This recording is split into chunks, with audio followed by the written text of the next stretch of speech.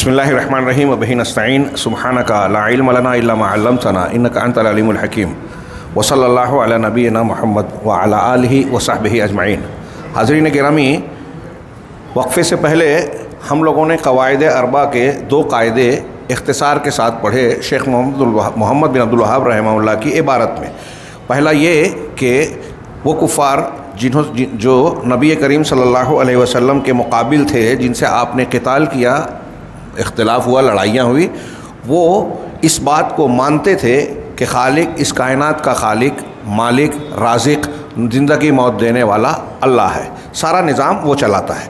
دوسرا قاعدہ یہ کہ وہ کفار جو بتوں کی پرستش کرتے تھے، جن کا ہم نے تذکرہ کیا کہ اللہ کے نبی صلی اللہ علیہ وسلم نے ان سے قتال کیا، وہ جو ہیں اپنے بتوں کو نافع ضار، نفع پہنچانے والا، نقصان پہنچانے والا، کائنات کے نظام میں دخل انداز نہیں مانتے تھے۔ پھر کیوں پوچھتے تھے؟ قرآن نے بتایا کہ 2 وجہ۔ ایک تو وہ یہ کہتے تھے کہ ان کی عبادت کر کے ہم اللہ سے قریب ہوتے ہیں، یعنی یہ ہماری قربت کا ذریعہ ہے۔ دوسرا کہ وہ یہ بت جن کو ہم پوج رہے ہیں، یہ اللہ اور ہمارے بیچ میں واسطہ ہے۔ اس پر وہ دلیلیں ہم نے پڑھی۔ دوسری چیز، تیسرا قاعدہ یہ بیان کیا کہ نبی صلی اللہ علیہ وسلم ایسے لوگوں کے بیچ مبعوث کیے گئے، یا جو آپ کے مخاطبین تھے، مکہ میں، مکہ کے اطراف میں، مدینہ میں، مدینہ کے اطراف میں، اور پھر حیات طیبہ میں آپ نے جن جن سے خطاب کیا، خطوط بھیجے، دعوت دی، ان تمام کا لحاظ کر کے کہہ رہے ہیں کہ جن کے درمیان، ایسے لوگوں کے درمیان نبی کریم صلی اللہ علیہ وسلم کا ظہور ہوا جو عبادات میں الگ الگ ڈھنگ اور طریقے پر چلنے والے تھے، متفرق تھے۔ ان میں سے کچھ ایسے تھے جو فرشتوں کی عبادت کرتے تھے، کچھ ایسے تھے جو انبیاء اور صالحین کی عبادت کرتے تھے، کچھ ایسے تھے جو درختوں اور پتھروں کو پوجتے تھے۔ ان میں بعض ایسے تھے جو شمس و قمر، یعنی سورج اور چاند کی عبادت کرتے تھے۔ اللہ کے رسول صلی اللہ علیہ وسلم نے بہت ہی غور سے ان الگ الگ چیزوں کی اور مخلوقات کی عبادت کرنے والوں کے ساتھ اللہ کے رسول صلی اللہ علیہ وسلم نے جنگ کی، قتال کی، اور ان کے درمیان تفریق نہیں کی کہ یہ تو جھاڑ پتھر کو پوج رہا ہے اور یہ تو نبیوں کو پوج رہا ہے، حضرت عیسیٰ کو پوج رہا ہے، یہ نیک لوگوں کو پوج رہا ہے، تو دونوں کے درمیان فرق کیا؟ نہیں، ان کے درمیان اللہ کے رسول صلی اللہ علیہ وسلم نے کوئی فرق نہیں کیا۔ ہمارے ہاں جو لوگ قبر پوجتے ہیں، آستانوں کو، منہ مبارک کو، تعزیے کو، فلاں اور فلاں کو پوجتے ہیں، مطلب وہ ویسے ہی ہیں جیسے جو لوگ پتھروں کو پوج رہے ہیں، درختوں کو پوج رہے ہیں، کیونکہ رسول اللہ صلی اللہ علیہ وسلم نے ان میں فرق نہیں کیا۔ چنانچہ دلیل اللہ تعالیٰ کا یہ فرمان ہے، وَقَاتِلُوهُمْ حَتَّى لَا تَكُونَ فِتْنَةٌ وَيَكُونَ الدِّينُ كُلُّهُ لِلَّهِ، کہ ان سے آپ قتال کیجئے۔ اللہ کے رسول صلی اللہ علیہ وسلم کو خطاب کر کے اللہ نے کہا، اور مسلمانوں کو قاتلو، قتال کرو، ہم ان سے، کن سے؟ یہاں تک کہ زمین میں فتنہ نہ رہ جائے۔ فتنہ یعنی شرک نہ رہ جائے، شرک کی کوئی شکل نہ رہ جائے۔ اس کا مطلب یہ کہ شرک کرنے والے جتنے لوگ ہیں ان سے مقابلہ کیا جائے گا۔ وَيَكُونَ الدِّينُ كُلُّهُ لِلَّهِ، اور پورا دین، سب کے دین پورا کا پورا اللہ کے لیے ہو جائے۔ یہ ایک قتال کی دلیل دی کہ آپ نے سب سے کیا۔ اب یہ جو پہلے دعویٰ کیا کہ جن کے درمیان آپ بھیجے گئے تھے وہ الگ الگ لوگوں کی بت پرستش کرتے تھے، اس میں سے ایک ایک کی دلیل دی شیخ محمد بن عبد الوہاب نے قرآن مجید سے۔ پہلے دلیل الشمس والقمر، اس بات کی دلیل کہ کچھ لوگ سورج اور چاند کو پوجتے تھے۔ ہاں، اللہ تعالیٰ کا یہ فرمان ہے، وَمِنْ آیَاتِهِ اللَّيْلُ وَالنَّهَارُ وَمِنْ آیَاتِهِ اللَّيْلُ وَالنَّهَارُ، اللہ رات اور دن اللہ کی نشانیوں میں سے ہے۔ وَالشَّمْسُ وَالْقَمَرُ، اور سورج اور چاند بھی، یہ اللہ کی نشانیاں ہیں۔ یہ اللہ نہیں ہے، معبود نہیں ہے، ان کا کائنات کے چلانے میں کوئی حصہ عمل نہیں ہے، بلکہ یہ خود اللہ کی مخلوق ہیں، بلکہ اللہ کی نشانیاں ہیں۔ لا تسجدوا، قرآن کہہ رہا ہے، لا تسجدوا للشمس ولا للقمر واسجدوا للہ الذی خلقہن، سورج اور چاند کو سجدہ مت کیجئے، مت نہ کرو، بلکہ اس کو سجدہ کیجئے جس نے ان چیزوں کو پیدا کیا ہے، ان کنتم ایاہ تعبدون، اگر تم اللہ کی ہی عبادت کرتے ہو۔ تو پھر سورج اور چاند کی پرستش مت کیجیے۔ اللہ تعالیٰ منع کر رہا ہے لوگوں کو کہ سورج اور چاند کو سجدہ نہ کرو، اس کا مطلب سجدہ وہ کرتے تھے، کفار آج بھی کرتے ہیں۔ ہمارے یہاں آج دیکھیے کہ تحریک چل رہی ہے سوریہ نمسکار کی، ہندوؤں کے یہاں سے، اور بعض مسلمان بھی جو ہے اس کو غیر ضروری سمجھ کے کرنے لگتے ہیں، کہ کوئی غیر معمولی چیز سمجھتے ہیں اور اس میں شریک ہو جاتے ہیں کسی نہ کسی شکل میں۔ سورج اور چاند کی، ستاروں کی پرستش کفار مکہ میں تھی. یہ قرآن کی ایک آیت ہے. اور بھی دلیلیں ہیں. حدیبیہ کی صبح آپ کا جو خطاب ہے اس میں بھی ذکر ہے. یونانیوں کے یہاں یہ جو ہمارے یہاں جنوری، فروری، مارچ، اپریل کا مہینے کا نام ہے نا، یہ ستاروں کے نام پر ہے. اور یونانیوں کی بدعقیدگی کی جھلک ہے. یہ جو ہمارے یہاں ہندی نام ہے سنیچر، اتوار، منگل، یہ ہندی نام ہے. ہمارے جو نظام شمسی کے نا، مریخ کو منگل کہتے ہیں، زحل جو ہے سنیچر، شنی اس کو کہتے ہیں. تو یہ اس عقیدے کا اثر ان دنوں کے ناموں پر ہے. ہندوؤں کے یہاں بھی ہے، یونانیوں کے یہاں ہے. حضرت ابراہیم علیہ السلام کی قوم کے تعلق سے قرآن میں مجید میں بالکل کھلا ہے کہ وہ سورج کو، چاند کو، ستاروں کو اور پھر ان کی بنیاد پر بتوں کو پوجتے تھے. یونانیوں اور ابراہیم علیہ السلام کی قوم کے بارے میں کہتے ہیں کہ ستاروں کے تعلق سے انہوں نے جو عقیدے بنا رکھے تھے کہ فلاں ستارہ کے اندر فلاں خصوصیت ہے، تو اس خصوصیت اور تصور کی بنیاد پر انہوں نے بتوں کو تراش لیا تھا، شکل صورت گڑھ لی تھی، اس کو پوجتے پاٹتے تھے. تو یہ ستارہ پرستی، سورج اور چاند کی پرستش آپ کو اکثر مشرک قوموں میں ملے گی. فرعونیوں کے ہاں را سب سے بڑا خدا مانتے تھے. آتش پرست جو زرتش کہلاتے ہیں، مجوسی کہلاتے ہیں، ان کے یہاں بھی آگ کی پوجا ہوتی ہے اور آگ کا سب سے بڑا مظہر سورج کو مانا جاتا تھا. ہندوؤں میں بھی کہتے ہیں کہ آتش پرستی سے وید ویاس گیا تھا زرتشت کی اصلاح کرنے اور وہیں سے متاثر ہو کے خود ہی آ گیا. اور یہاں آریاؤں کے جو پرانے یہاں کے ہندوستانی دیوی دیوتا تھے ان کے اندر اس نے اگنی کو بھی شامل کیا، اور اگنی ان کی مقدس دیوتا یا دیوی جو بھی کہلاتی ہے. آپ دیکھیں کہ شادی بیاہ کے وقت یا ہون کرنے کے وقت، یجঞ کرنے کے وقت وہ آگ جلاتے ہیں، اس آگ کی پوجا کی جاتی ہے. اور آگ کو جس طرح پوجتے ہیں وہ سورج کو اس کا بڑا مظہر مانتے ہیں. چاند ستارے اس کے تابع یا پھر الگ الگ دیوی دیوتا کے تصور سے مانتے ہیں. بات تھوڑی پھیل گئی، میں صرف یہ بتانا مقصود تھا کہ یہ چیزیں عام طور سے شرک کی تاریخ میں ہر جگہ آپ کو ملے گی. اور حیرت انگیز بات یہ ہے کہ مسلمانوں میں بھی جو ہے آپ دیکھیں کہ تاریخ پیدائش اور اس کی بنیاد پر ستارہ کون سا کب کہاں تھا، کس ساعت میں پیدا ہوا. ہمارے یہاں بھی لوگ شادی بیاہ کے وقت دیکھتے ہیں کہ فلاں قمر در اقرب تو نہیں ہے، مطلب اس کے اثرات کو مانتے ہیں. گہن لگ گیا، سورج کیا ہے ٹوٹ گیا، دمدار ستارہ دکھ گیا، تو الگ الگ بدعقیدگی کے لوگ بات کرتے ہیں. ہاں، اللہ کے رسول صلی اللہ علیہ وسلم نے ان سب چیزوں کی تردید کی. میں یہ کہنا چاہ رہا ہوں کہ سورج، چاند، ستارہ پرستی کا جو مشرکانہ عقائد دنیا میں پائے جاتے ہیں اس کے اثرات آج بہت سارے مسلمانوں میں بھی ہیں.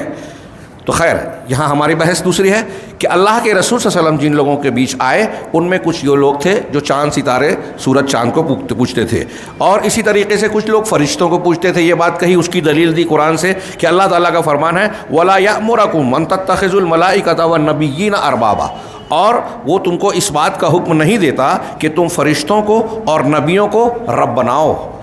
اس بات کا حکم تم کو نہیں دیتا ہے اللہ. اسی طرح سے یہ مطلب اس سے پتہ چلا کہ انبیاء کو اور نبیوں کو لوگ رب بناتے تھے. ملائکہ کو اور انبیاء کو. ملائکہ کو رب بنانے کی ایک شکل آج ہم کو نظر نہیں آتی. کفار مکہ اللہ کی بیٹیاں کہتے تھے اور ان کو پوچھتے پکارتے تھے. ہمارے یہاں جو ہندو مذہب میں دیوی دیوتا کا تصور ہے، سنسکرت کے اعتبار سے جو دیوی کہا جاتا ہے، مولانا ابوالکلام آزاد نے اس سے ملتے جلتے الفاظ جو ہے سامی اور دوسری جو زبانیں ہیں اس کو نقل کیا ہے کہ یہ جو دیوی دیوتا کا تصور ہے یہی یونانیوں کے یہاں یہ تھا، فلاں جگہ یہ تھا، فلاں جگہ. آپ تفسیر سورہ فاتحہ میں بھی پڑھیں گے تو یہ تفصیل ملے گی. تو اہل علم کا، محققین کا یہ کہنا ہے اور بات قریب قریب سمجھ میں آتی ہے، ایسا لگتا ہے کہ ہندوؤں میں جو دیوی دیوتا کا تصور ہے، عقیدہ ہے، وہ دراصل آسمانی کتابوں کے مطابق فرشتوں پر ایمان کا حصہ تھا. اسی کی بگڑی ہوئی شکل ہے. قرآن و حدیث اور سابقہ کتابیں آسمانی یہ کہتی ہیں کہ فرشتے ہیں، اور اللہ رب العالمین نے فرشتوں کو الگ الگ کام دے رکھا ہے. ہاں، ہواؤں کے فرشتے، بادل کے فرشتے، جان نکالنے والے ملک الموت. ہاں، اس طریقے سے الگ الگ کاموں پر اللہ نے فرشتوں کو مقرر کیا ہے. تو بعد کے لوگوں نے جن کاموں پر جن کو مقرر کیا گیا ان کو اس کا دیوی دیوتا، اس کا دیوتا مان لیا اور پوجنے لگے کہ بھائی یہ لکشمی ہے، اس کی پوجا کرنے سے لکشمی ملتی ہے، فلاں چیز کی پوجا کرنے سے فلاں کام ہوتا ہے.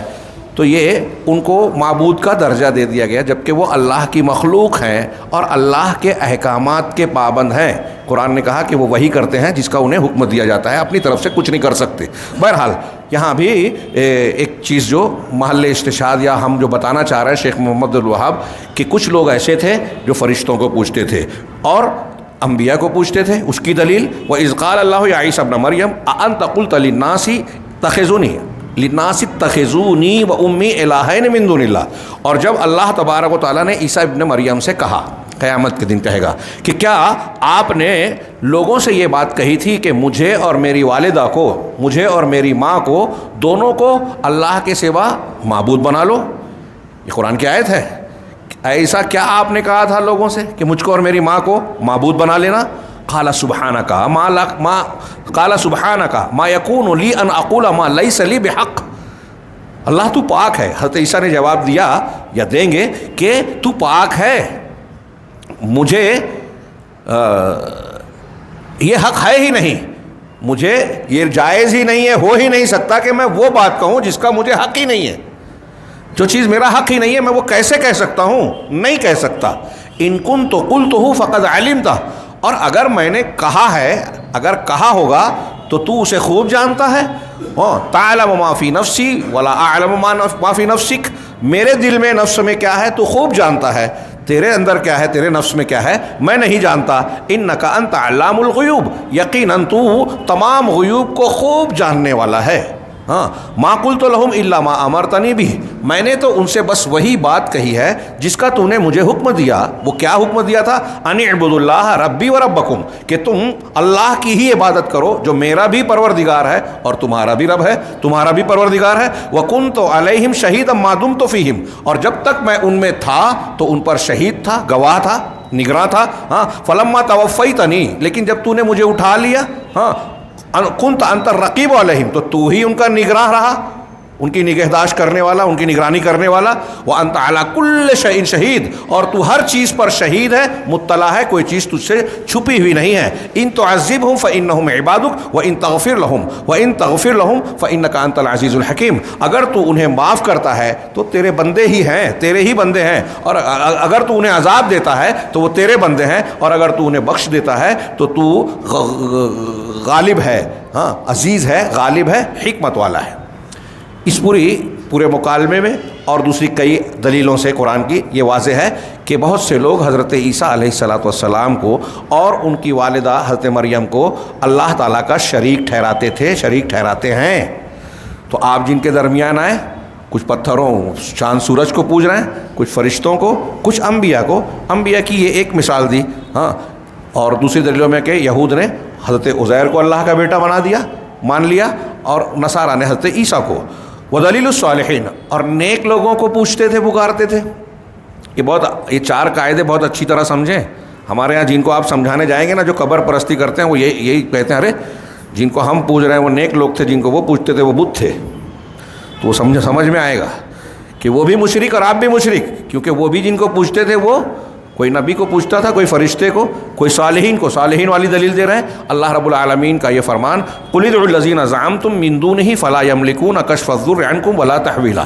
آپ کہیے کہ جن کو تم اللہ کے سوا گمان کرتے ہو کہ یہ عبادت کے لائق ہیں، تو وہ تم سے کسی نقصان اور تکلیف کو ہٹانے یا اس کو تبدیل کرنے کی بالکل طاقت نہیں رکھتے۔ لا یملکون، کوئی اختیار نہیں ہے۔ تم کو کوئی تکلیف آ جائے تو اس کو ہٹا دے، اس کی بھی طاقت نہیں ہے، اس کو بدل دے، اس کی بھی طاقت نہیں ہے۔ لا یملکون کشف الضر عنکم ولا تحویلا اولئک الذین یدعون یبتغون الی ربہم الوسیلہ ایہم اقرب، کہ یہی وہ لوگ جن کو یہ پکار رہے ہیں، پوج رہے ہیں، یہ خود تلاش کر رہے ہیں اپنے رب کے طرف ذریعہ، وسیلہ، کہ کون ان سے اللہ سے زیادہ قریب ہو جائے۔ یعنی یہ خود ڈھونڈ رہے ہیں کہ اس کی شان نزول وغیرہ میں ہے کہ جنوں کی عبادت یہ کفار مکہ کر رہے تھے، وہ جن مسلمان ہو کے اللہ کی عبادت کرنے لگے، مجھ پر توحید پر آ گئے اور وہ انہی کی پوجا کر رہے تھے۔ ایسے ہی کچھ لوگ کہتے ہیں نیک اور صالحین کے بارے میں۔ آج ہمارے ہاں کتنے لوگ ہیں شیخ عبد القادر جیلانی اور بہت سے بزرگوں کو اس طرح مان رہے ہیں جیسا خود وہ نہیں مانتے تھے، خود اس کا رد کرتے تھے۔ نبی کریم صلی اللہ علیہ وسلم جس کو منع کرتے تھے، آج اس کو لوگ مان رہے ہیں۔ اللہ کے رسول کے بارے میں ہی ویسے عقیدے بنا لیے، آپ کو پکار رہے ہیں جبکہ آپ نے منع کیا۔ تو یہ کہہ رہے ہیں کہ یہ جن کو پوج رہے ہیں نا وہ خود اللہ رب العالمین کی طرف وسیلہ یعنی ذریعہ، یعنی وہ اعمال جس سے اللہ سے قریب ہوا جائے، ان چیزوں کو اس کی تلاش کر رہے ہیں کہ کون جلدی سے زیادہ قریب ہو جائے۔ وَيَرْجُونَ رَحْمَتَهُ وَيَخَافُونَ عَذَابَهُ، اور یہ لوگ، یہ نیک صالح لوگ جو ہیں جن کو یہ پکار رہے ہیں اور وہ اللہ کی طرف قربت کا راستہ ڈھونڈ رہے ہیں، وہ اللہ کی رحمت کی امید رکھتے ہیں، اس کے عذاب سے لرزاں ترساں اور خوفزدہ رہتے ہیں۔ ان عذاب ربک کان محذورا، یقیناً تمہارے پروردگار کا عذاب ایسا ہے کہ اس سے ڈرا جائے۔ یہ ہوئی دلیل اس بات کی کہ جن کے درمیان اللہ کے رسول کو مبعوث کیا گیا تھا وہ نیک صالح لوگوں کو پوچھتے تھے۔ آگے آئے گا لات منات اور ان لوگوں کی شخصیات کے بارے میں بھی کہ وہ بھی نیک لوگ تھے۔ اسی طرح پتھروں اور درختوں کی دلیل اللہ تعالیٰ نے قرآن میں فرمایا افرأیتم اللات والعزی ومناۃ الثالثۃ الاخری، کہ تمہارا کیا خیال ہے لات اور عزیٰ کے بارے میں اور ایک اور معبود جو دوسرا منات ہے۔ لات کے بارے میں کہتے ہیں کہ یہ ایک شخص تھے ستو گھول کے حاجیوں کی ضیافت کرتے تھے، ان کا انتقال ہو گیا تو جس پتھر پہ بیٹھتے تھے وہاں، اور جو ان کی قبر تھی وہاں مقدس مان کر مجاوری اختیار کر لی، پھر ان کا بت بن گیا، ان کی پوجا پاٹ ہونے لگی۔ عزیٰ کے بارے میں ایک قول یہ ہے، جیسا کہ محمد الوہاب نے آگے کہا ہے کہ یہ جینوں میں سے تھے۔ کچھ لوگوں تاریخی واقعات میں معلوم ہوتا ہے کہ قبیلہ حذیل میں ایک درخت کا نام تھا جس کو انہوں نے عزیٰ، عزیز کی مؤنث، اللہ کا نام عزیز، اس کی مؤنث بنا کے عزیٰ رکھا، اور پھر جب حضرت خالد بن ولید کو بھیج کر آپ نے عزیٰ کو ختم کرنے کا حکم دیا تھا، انہوں نے درخت کاٹ کر واپس لوٹے تو کہا اللہ کے رسول کہ میں نے عزیٰ ختم کر دیا، کہا عزیٰ کو تم نے ختم ہی نہیں کیا۔ جب وہ دوبارہ گئے تو وہاں ایک عورت تھی کالی، اس کا بال بکھرا اور پتہ نہیں کیا کیا کیفیت تھی، تو اس کو لوگ عزیٰ کہتے تھے، پوچھتے تھے، حضرت خالد بن ولید نے اس کو قتل کیا۔ تو یہ عزیٰ انسان تھی، دیوی تھی یا درخت تھا، اور لات ایک شخص تھا، لیکن اس کی وجہ سے اس پتھر کو بھی پوجا جاتا تھا جس پر بیٹھ کر وہ ستو گھولا کرتے تھے، اور اس قبر کو بھی جس میں ان کو دفن کیا گیا تھا۔ اسی طرح ایک بت دیوی منات کو مانا جاتا ہے۔ اور اسی طریقے سے حضرت ابو واقد لیثی کی حدیث، وقت کم ہے اس لیے میں صرف متن، یہ حدیث ہم تفصیل سے پڑھ چکے ہیں، ترمذی کی بڑی مشہور اور صحیح حدیث ہے کہ حضرت ابو واقد لیثی رضی اللہ تعالیٰ عنہ کہتے ہیں کہ ہم نبی صلی اللہ علیہ وسلم کی طرف حنین کی طرف چلے، فتح مکہ کے بعد یہ ہوا تھا، وَنَحْنُ حُدَثَاءُ عَهْدٍ بِكُفْرٍ، اور ہم کفر کے ساتھ ابھی نئے نئے زمانے کے تھے، مطلب کافر تھے پہلے اور ابھی نئے نئے مسلمان ہو کر اسلام میں داخل ہوئے تھے۔ ابو واقد لیثی رحمہ اللہ رضی اللہ تعالیٰ عنہ یہ جو جملہ کہہ رہے ہیں اس میں اس بات کی طرف اشارہ ہے کہ جو بات آگے آ رہی ہے وہ نئے مسلمانوں کی تھی، پرانے صحابہ کرام کی نہیں تھی۔ وَلِلْمُشْرِكِينَ سِدْرَةٌ يَعْكُفُونَ عِندَهَا وَيَنُوتُونَ بِهَا أَسْلِحَتَهُمْ، اور ہم جب راستے سے گزرے تو مشرکین کا ایک بیری کا درخت تھا جس پر وہ وقوف کرتے تھے، وقوف اعتکاف، آج کی زبان میں ہماری زبان میں کہہ لیے مجاوری، جس پر وہ مجاور بن کے بیٹھتے تھے، اعتکاف کرتے تھے، دھیان گیان کرتے تھے وہاں بیٹھ کے۔ تو کہا وہاں اعتکاف کرتے تھے اور اپنے ہتھیاروں کو اس پر لٹکاتے تھے، اس درخت پر تبرک کے طور پہ، تو اسے ذات انوات کہا جاتا تھا، اسے ذات و انوات کہتے تھے، اس درخت کا نام دیا تھا بیری کا درخت، ذات انوات۔ جب ہم وہاں سے گزرے، ہم وہاں سے اس بیری کے درخت کے پاس سے ہم گزرے تو ہم نے کہا اے اللہ کے رسول ہمارے لیے بھی اسی طریقے سے ذات انوات بنا دیجئے جیسے ان لوگوں کا ہے۔ یہ سننا تھا کہ اللہ کے رسول غصہ ہو گئے اور آپ نے کہا ان اللہ اکبر انہا السنن، کہ اللہ اکبر یہی تو نقش قدم ہیں، سنتیں ہیں۔ والذی قلتم والذی نفسی بیدی کما قالت بنو اسرائیل لموسیٰ یا موسیٰ اجعل لنا الہا کما لہم آلہہ، کہہ رہے ہیں کہ تم نے اللہ کی قسم اس وہی بات کہی ہے جیسے بنی اسرائیل نے حضرت موسیٰ سے کہی تھی، کہ اے موسیٰ ہمارے لیے بھی اسی طرح معبود بنا دیجئے جیسے ان مشرکین کے معبود ہیں۔ لَتَرْكَبُنَّ سُنَنَ مَنْ كَانَ قَبْلَكُمْ، تم ضرور بضرور اپنے سے پہلوں کے نقش قدم پر چلو گے۔ آپ دیکھ رہے ہیں کہ صحابہ نے کہا کہ ذات انوات بنا دیں، جھاڑ تھا، درخت تھا، جو متبرک اللہ اور رسول نے نہیں بنایا اس کو متبرک بنانے۔ صحابہ اللہ کے رسول سے کہہ رہے ہیں تو نیت خراب تھی نہیں، ان کی نیت بری ہو ہی نہیں سکتی، ایک بات۔ دوسری چیز یہ کہ انہوں نے اس کو اچھا سمجھا، رسول سے ہی کہہ رہے ہیں۔ اور تیسری بات واضح ہے کہ صحابہ کرام وہ یہ سوچ ہی نہیں سکتے کہ جس درخت کو وہ کہہ رہے ہیں اس کو اللہ کی طرح مانیں گے، لیکن اللہ کے رسول نے اس عمل کو کیا کہا کہ معبود بنانے کے مطالبے کی طرح ہے، یعنی کوئی چیز اگر بابرکت نہیں بنائی ہے اللہ اور رسول نے، اجمیر شریف، فلاں شریف، ڈھما شریف، منہ مبارک اور فلاں مبارک، نالین مبارکین شریفین، فلاں فوٹو، فلاں تصویر، فلاں پتھر اگر مبارک نہیں ہے اور آپ نے بنا لیا تو تو معبود بنایا آپ نے. تو یہ بھی ایک مثال دی. فَإِذَا عَرَفْتَ هَذَا، جب تم نے یہ بات جان لی، تیسرا قاعدہ یہ تھا. تو اب چوتھا قاعدہ فَعْرِفِ الْقَاعِدَةَ الرَّابِعَةَ، تو چوتھا قاعدہ جان لو. چوتھا قاعدہ وہ کیا ہے کہ اَنَّ مُشْرِكِي زَمَانِنَا أَعْظَمُ شِرْكًا مِنَ الْأَوَّلِينَ، کہ ہمارے زمانے کے مشرکین، شیخ محمد عبدالوہاب اپنے زمانے میں کہہ رہے ہیں، اور یہ جملہ آج کے زمانے میں ہم اور آپ بھی کہہ سکتے ہیں، بالکل غلط نہیں ہے، صحیح ہے، کہ ہمارے زمانے کے مشرکین پہلے زمانے کے مشرکین سے شرک میں بڑھ کر ہیں، کہیں زیادہ ہیں، بڑے ہیں. کیوں کیسے؟ دلیل کیا دے رہے ہیں؟ اس لیے کہ وہ کفار جن سے اللہ کے رسول صلی اللہ علیہ وسلم نے قتال کیا، وہ شدت، پریشانی اور مصیبت میں اللہ کے لیے اخلاص اختیار کرتے تھے. غور کیجئے کہ اس زمانے میں جو مشرکین تھے مکہ والے، وہ جب پریشانی میں گھرتے، مصیبت میں گرفتار ہو جاتے، تو اللہ کے لیے اخلاص برتتے تھے اور اپنے ان معبودوں کو جن کو اللہ کا شریک ٹھہراتے تھے، اپنے شرک کو بھول جاتے تھے. ہاں، دلیل قرآن کا یہ، اللہ کا یہ فرمان فَإِذَا رَكِبُوا فِي الْفُلْكِ دَعَوُا اللَّهَ مُخْلِصِينَ لَهُ الدِّينَ فَلَمَّا نَجَّاهُمْ إِلَى الْبَرِّ إِذَا هُمْ يُشْرِكُونَ، کہ جب وہ کشتیوں میں سوار ہوتے تو اللہ کے لیے دین کو خالص کرتے ہوئے پکارتے. کون؟ مشرکین مکہ. آگے کے جملے سے واضح ہے ہاں کہ جب فلما کیا ہے فلما نجاہم الی البر، پھر اللہ جب انہیں خشکی تک نجات دے دیتا ہے، یعنی سمندر کے سفر سے بچا کر وہ خشکی پر آ جاتے ہیں، اللہ بچا لیتا ہے، اذا ہم یشرکون، تو پھر وہ شرک کرنے لگتے ہیں. دیکھا آپ نے کہ اللہ کہہ رہا ہے کہ مشرکین مکہ سمندری سفر میں مصیبت میں آتے ہیں تو وہاں یہ مان رہے ہیں کہ ابھی ہمیں اللہ ہی بچائے گا. تفصیل میں انشاءاللہ ہم جانیں گے، ہاں تھوڑی سی اس کی تفصیل کو پڑھیں گے. اسی طرح تو اب یہ نقل کرنے کے بعد شیخ محمد عبدالوہاب کہہ رہے ہیں کہ وَأَهْلُ زَمَانِنَا هَذَا مُخْلِصُونَ فِي الشَّدَائِدِ بِالدَّعْوَةِ لِغَيْرِ اللَّهِ، لیکن ہمارے زمانے میں ہم دیکھ رہے ہیں کہ جو لوگ ہیں یہ بدعقیدہ مشرک، یہ تکالیف اور پریشانیوں کی حالت میں بھی غیر اللہ کی طرف اخلاص اختیار کرتے ہیں. قبر والوں کی طرف ایک قول مشہور ہے، اذا آیتکم الامور فعلیکم باصحاب القبور، جب تمہیں معاملات تھکا دیں تو تم پر لازم ہے کہ اہل قبور سے رجوع کرو. یعنی پریشانیوں میں آج کے زمانے کے مشرک، اولاد نہیں ہو رہی ہے تو مسجد چھوڑ کے، کعبہ اور حرم چھوڑ کے اجمیر شریف اور فنا شریف اور ڈھما شریف، جس کو اللہ اور رسول نے شریف نہیں کہا، وہاں جاتے ہیں. تو بڑے والے کون ہوئے؟ مکہ والے یا یہ والے؟ مکہ والے جن کو ہم کافر کہہ رہے ہیں، جن سے اللہ اور رسول نے مخالفت کی، ان سے محاربہ ہوا، جنگ ہوئی، قتال ہوا، ان کے بارے میں کہہ رہے ہیں کہ وہ اللہ سے مصیبت میں اخلاص کے ساتھ دعا مانگتے تھے. اور آج کا مشرک جب پریشانی میں گرفتار ہوتا ہے تو وہ غیر اللہ سے دعا مانگتا ہے. فَإِذَا عَرَفْتَ هَذَا فَعْرِفْ، تو جب تم نے یہ جان لیا تو یہ جان لو کہ وہ مشرکین جو نبی صلی اللہ علیہ وسلم کے زمانے میں تھے اور اللہ کے رسول صلی اللہ علیہ وسلم نے ان سے قتال کیا، وہ ہمارے زمانے کے مشرکین سے کم درجے کے اور ہلکے ہیں، اس لیے کہ وہ لوگ شدائد میں تو اخلاص برتتے تھے، اور یہ لوگ جو ہیں وہ شدت میں ہو یا خوشحالی میں ہو، تنگی میں ہو یا خوشحالی، دونوں حالتوں میں اپنے مشائخ کو، اپنے بزرگوں کو، بنائے ہوئے معبودوں کو پکارتے ہیں اللہ کو چھوڑ کر.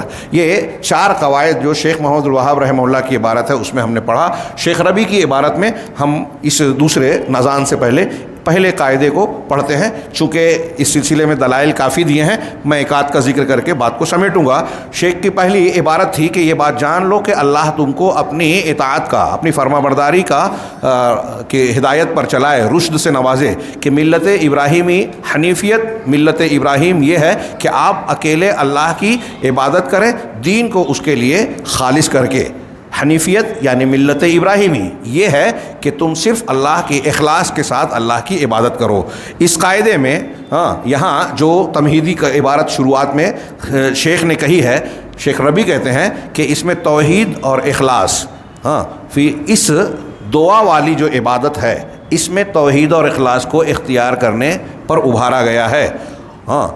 اسی طرح نماز، روزہ، حج، سارے معاملات اور واجبات، سنن، جتنے بھی کام ہیں ان سارے کاموں میں بندے کو اللہ کے لیے اخلاص برتنا چاہیے. شرک یا اخلاص کی ضد کہلانے والی ساری چیزوں سے بچنا چاہیے. کہہ رہے ہیں اخلاص ضروری ہے عمل کے قبول ہونے کے لیے، عبادت کے لیے، اس کی بہت سی دلیلیں ہیں۔ تو انہوں نے 2-3 آیتیں نقل کی۔ آیت ہے فَاعْبُدِ اللَّهَ مُخْلِصًا لَهُ الدِّينَ، اللہ کی عبادت کرتے کرتے جاؤ اس کے لیے دین کو خالص کرتے ہوئے۔ الا للہ الدین الخالص، دین خالص اللہ کے لیے ہی ہے، اسی کے لیے دین ہونا چاہیے، کسی اور کے لیے نہیں۔ وقال تعالی قل انی امرت ان اعبد اللہ مخلصا لہ الدین، آپ کہہ دیجئے کہ مجھے حکم دیا گیا ہے کہ میں اللہ کی عبادت کروں دین کو اس کے لیے خالص کر کے۔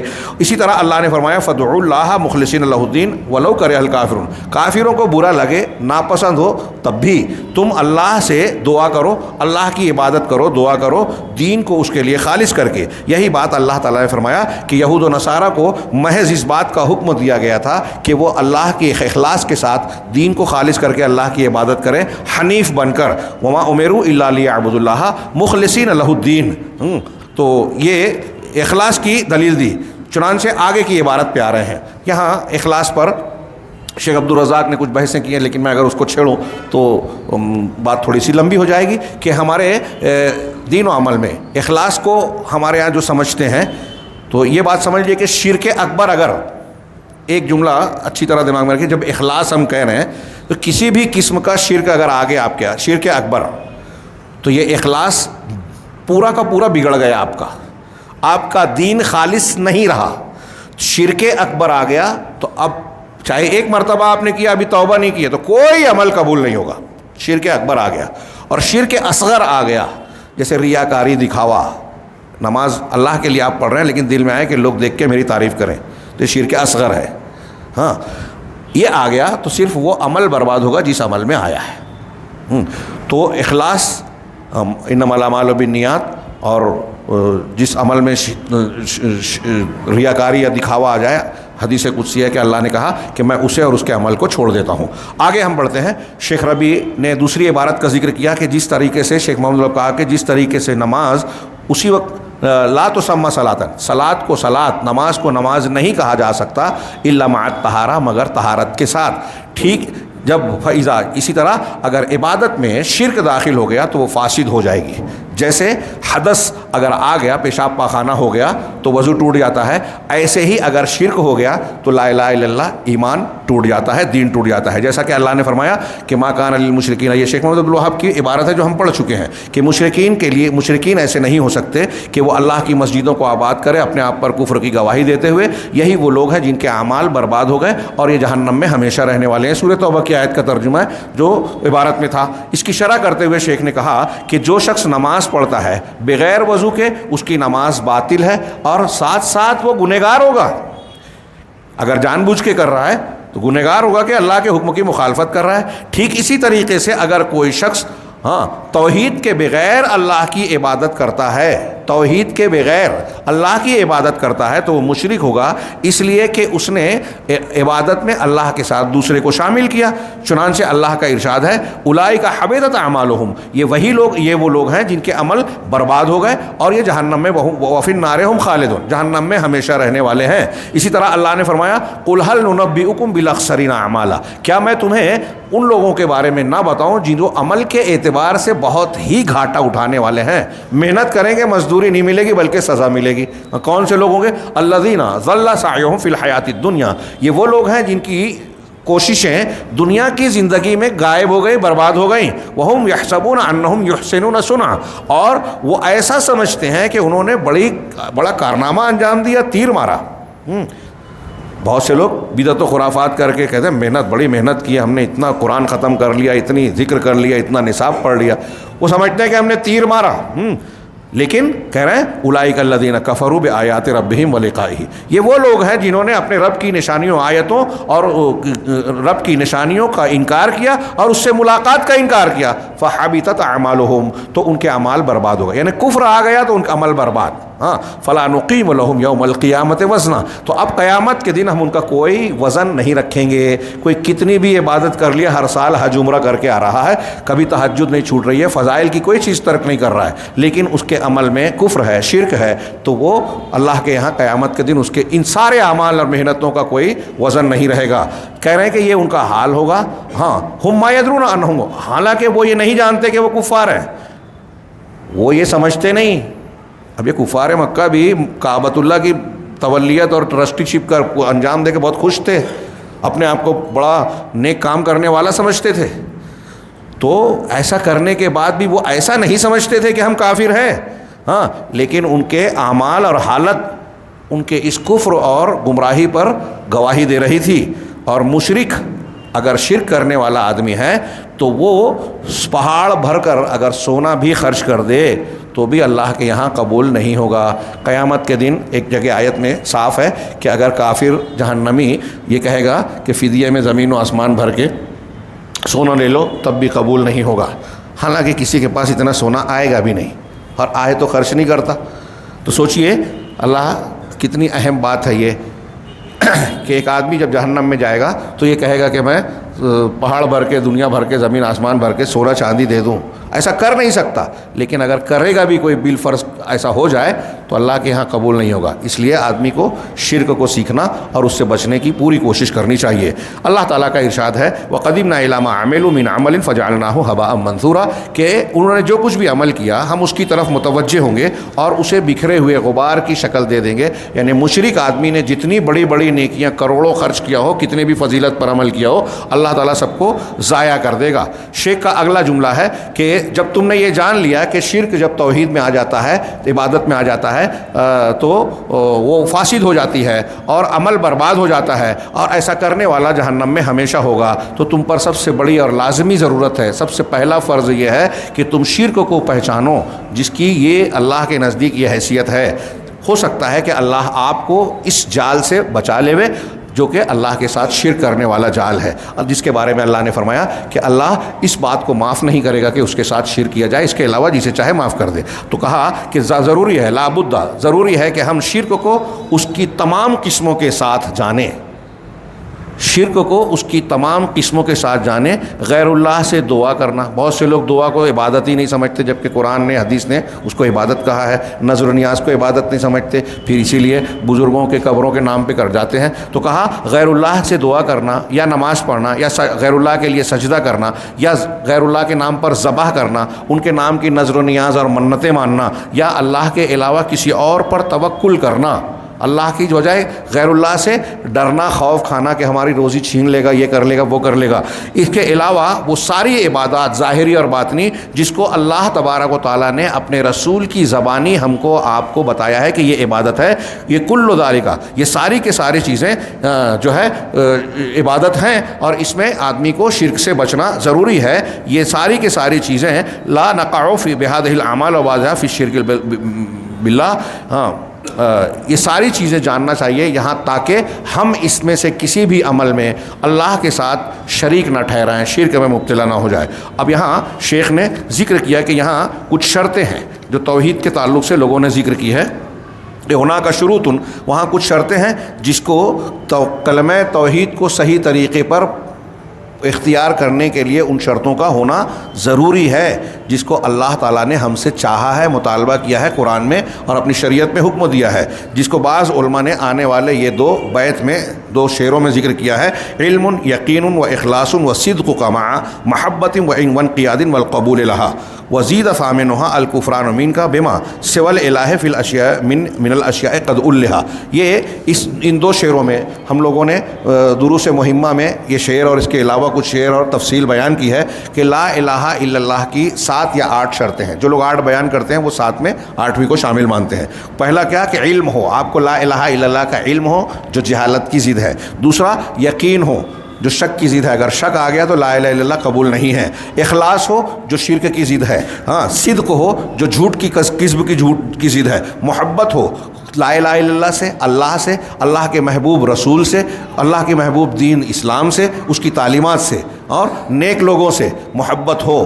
اگر جو نفرت اور بغض کی ضد ہے، اگر کوئی اللہ کے محبوب سے نفرت کرے تو وہ لا الہ الا اللہ کو نہیں مان رہا ہے۔ صحابہ کرام اللہ کے محبوب ہیں تو ان سے نفرت کرنے والا اللہ کے لا الہ الا اللہ کی شرط پوری نہیں کر رہا ہے۔ وانقیاد، اور انقیاد اور تابعداری ہو، یعنی جو تابعداری یعنی اطاعت، فرما برداری ہو، یہ جو ہے نافرمانی کی ضد ہے۔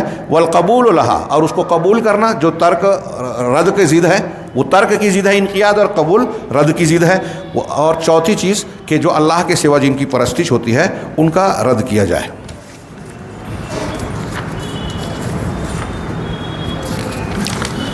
تو اذان کو وقت ہے کہ